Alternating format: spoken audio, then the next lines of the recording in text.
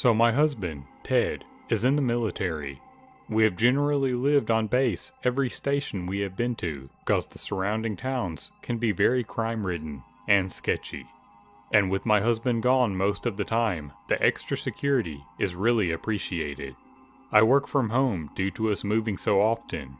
So one afternoon, I was taking a break, had made a bite to eat, and was snuggling up on the couch with my dog. That's when I heard the sliding glass door open. It was so nonchalant, I thought it was Ted. I saw my cat run from the kitchen, and a shadow standing near the door, entering it. I thought maybe he had come back for something, so I called out for him and was like, "What are you doing home? Did you forget something?" No answer. This is where I just got an eerie feeling. After I asked what he was doing here, I saw the shadow move and heard the click of the sliding door lock. From there, he walked to the laundry room and shut the door. I still had received no response. So I'm sitting on the couch, scared out of my mind, and I call my husband, hoping to hear his phone in the laundry room. I don't hear a ring, but he answers. I asked him why he came home, and he didn't answer me, and all he says is, "That wasn't me. Grab the dog and get in your car." I freak. After getting off the phone with Ted, I grab the dog and run to my car. From there, I call the military police. Waiting for them was probably the longest 20 minutes of my life. When they got there, they cleared the house and found no one. They asked me to make a statement, and even they were baffled that someone would try this on a base. We still live here. I am so scared he will come back.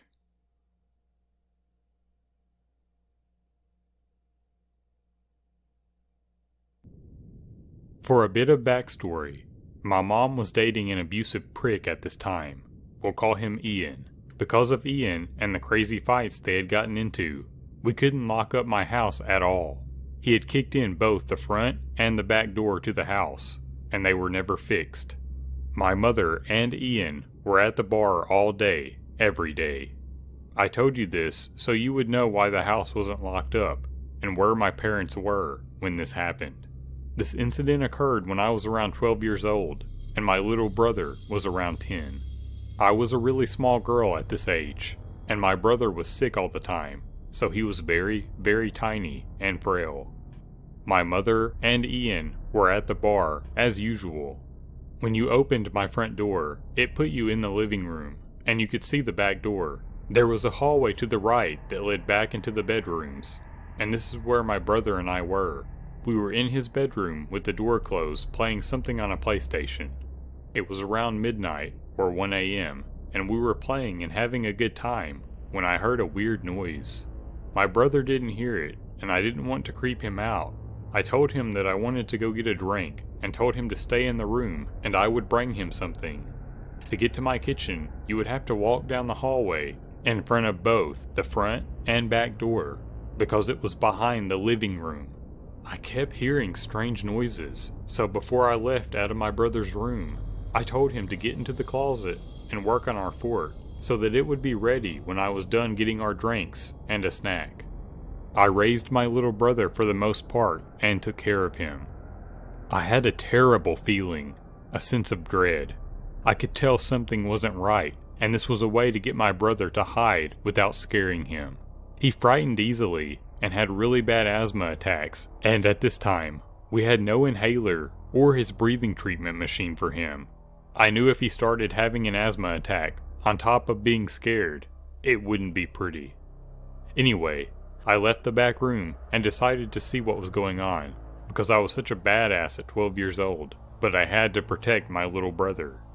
I start sneaking up the hallway as slowly and quietly as I could. I was terrified. I could feel that something was wrong. Before I made it to the end of the hallway, I hear a man. It sounded like he was growling. It was a deep, terrifying noise. I can't explain it, but the feeling that washed over me damn near made me puke. So I, of course, freeze. I don't know anyone in this town, and my dad is living in a different state, and my mom is at the bar, drunk as hell. I was sitting there trying to gather the courage to see what was around the corner and going over my options when I hear my brother's door open. He sees me and the look on my face and freezes. I remember his eyes going so wide with fear because he must have heard the growl or whatever it was too. I motion him with my hands to go back in the room, and he does. I gathered the courage to peek around the corner, and what I saw still freaks me out to this day. It was horrifying. I saw a man, probably around 6'6" and 300 pounds, sitting on my couch with a wicked grin on his face. That grin and the look in his eyes will forever be burned in my head. By some stupid luck, the man didn't see me. I slowly, so slowly, snuck back to my brother's room. I slowly shut the door and started going over my options.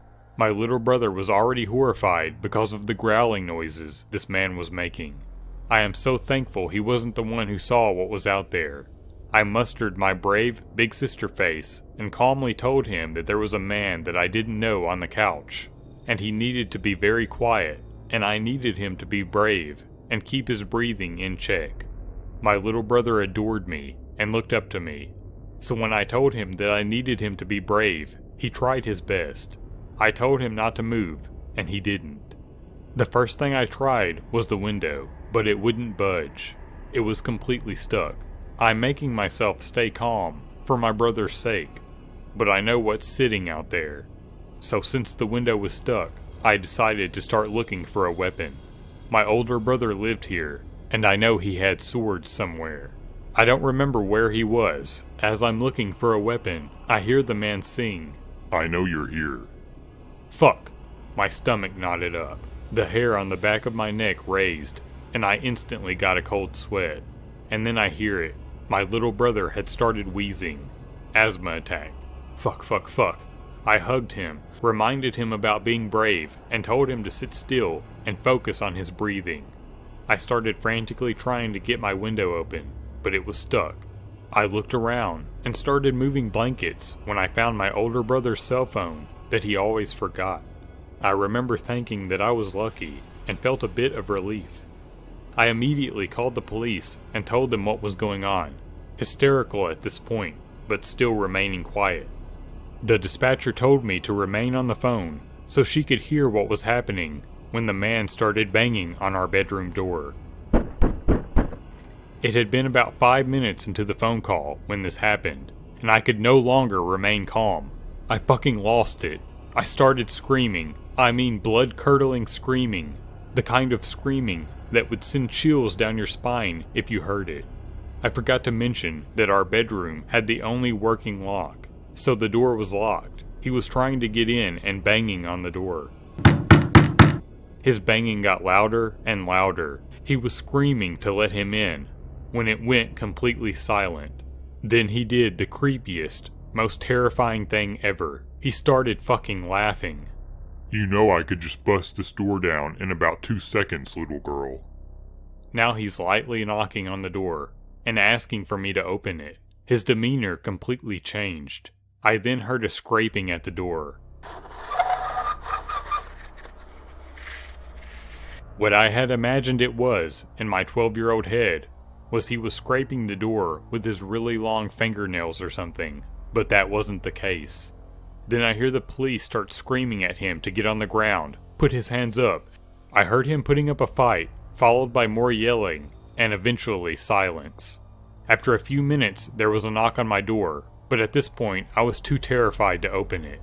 I thought that this nightmare guy was still there, so being in my hysterical state, I started screaming, "No, no, please," over and over again, sobbing and shaking.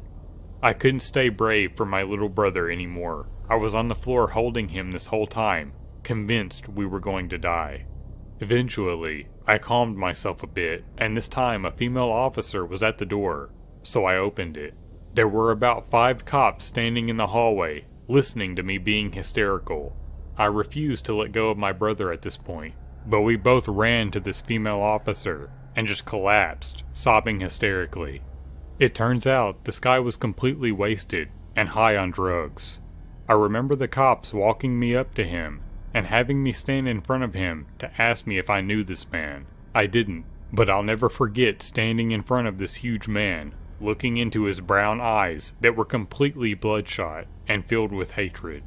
I'll never forget that growling noise that he was making, or the look of pure horror in my little brother's eyes. My parents were called and investigated for leaving us alone like that, and for the doors being like that. My mom is a different person now, doesn't drink, and is now married to a cop. She completely changed. I remember asking her about it later on, and she told me something that I didn't know. The man had a huge knife, so that's what he was scraping the door with. And he also had some rope, tape, and a tarp. I still don't know how he didn't get to us, or why he didn't just bust the door down. It would have taken one half-ass kick from him to kick the door down. It was super thin. It still creeps me out, and I've had nightmares from it. My husband doesn't understand why I get so furious with him when he leaves the door unlocked at night. I work third shift, so I'll come home, and the door will be unlocked. It's infuriating, because I then have to go through every room in the house, and check the closets, and the other places that a person could hide. I have 2 kids, and they will never, ever go through what I did. So, creepy crazy drugged man, and product of my nightmares, let's never, ever meet again.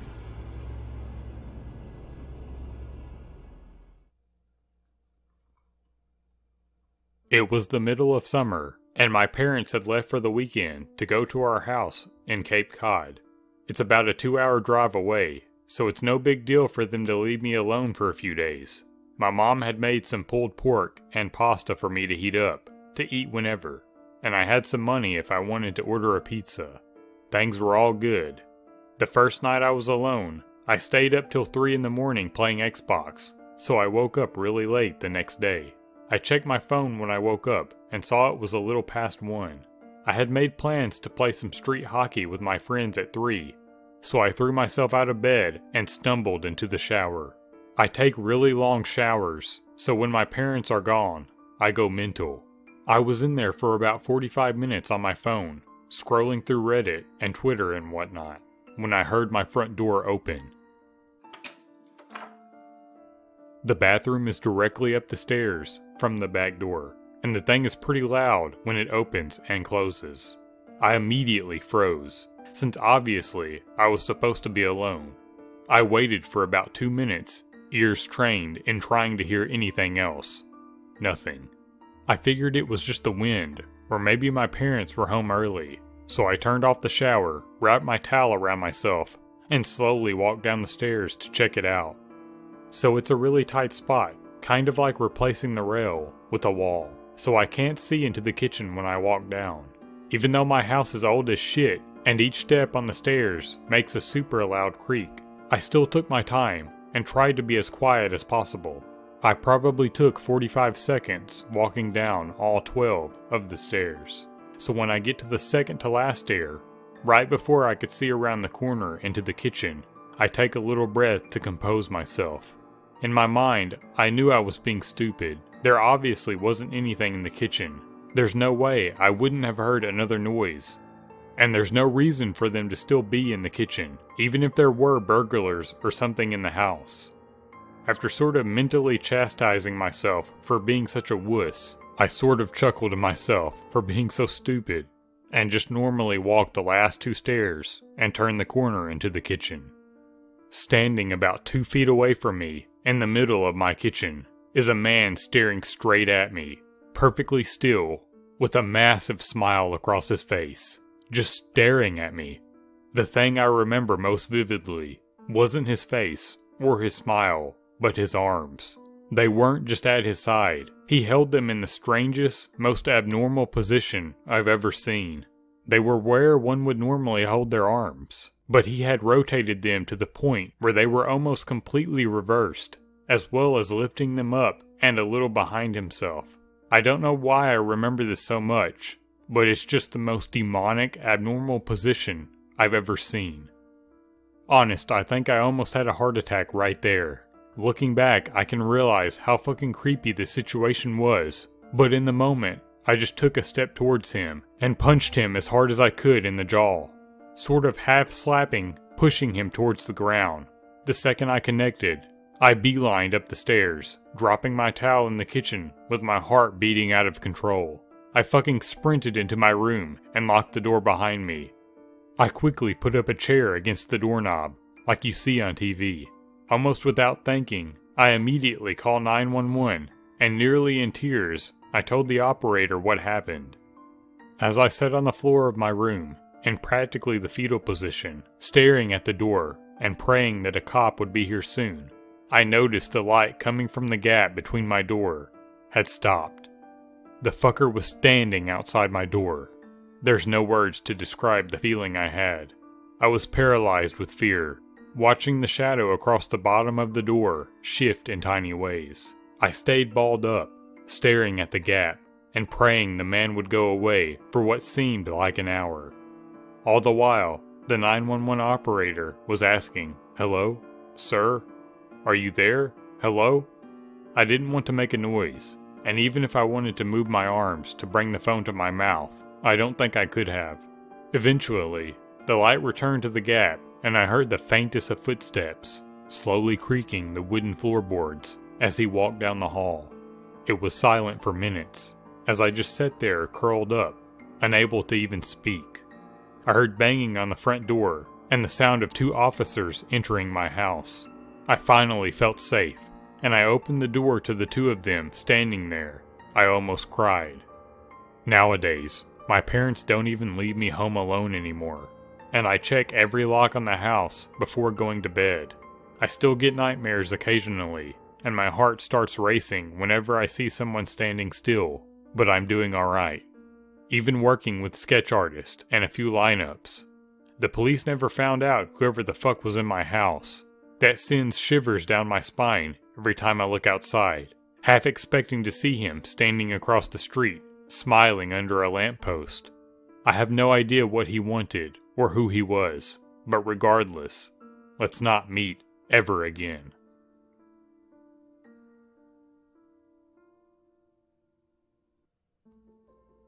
My mother was head night shift nurse for a rich health clinic where people would pay thousands of dollars to stay for 6 weeks to cure them of whatever illness. It was also in the middle of nowhere on 600 acres of land. Crazy thing about this place though was that since it had a lot of wilderness, it was known to have a lot of occult activity. I don't think it's related, but here's my story of when we lived there. This happened when I was 12 years old. Our one-story home was at the top of a hill where there was only one other house not too far from us. My mom, like every other night, would drive her car to the clinic, which was roughly a little more than a mile away. You could always tell when she would be leaving or coming because there wasn't any pavement and it was strictly rocks and gravel, so the car would be extremely loud and the dead quiet of night. Early in the week, she had lost her keys and had been using her spare.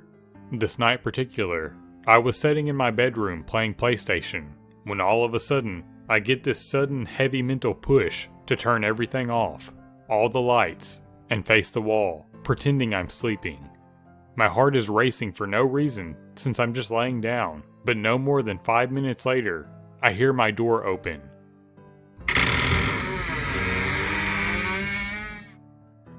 Yet I didn't hear any car drive up. Our home was fairly small, with wooden floors.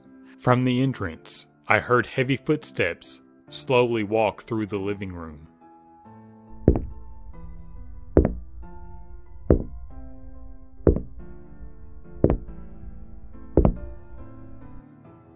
As if whoever is there is searching for something.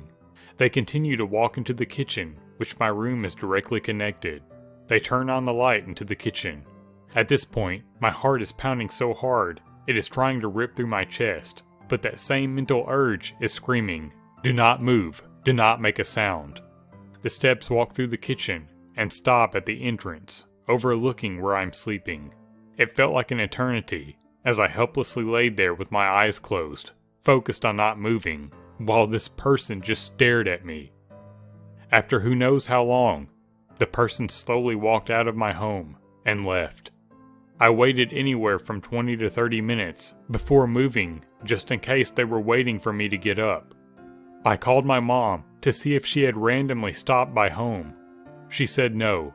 I told her what happened. We changed all the locks and added a bar lock. One of the creepiest things that has ever happened to me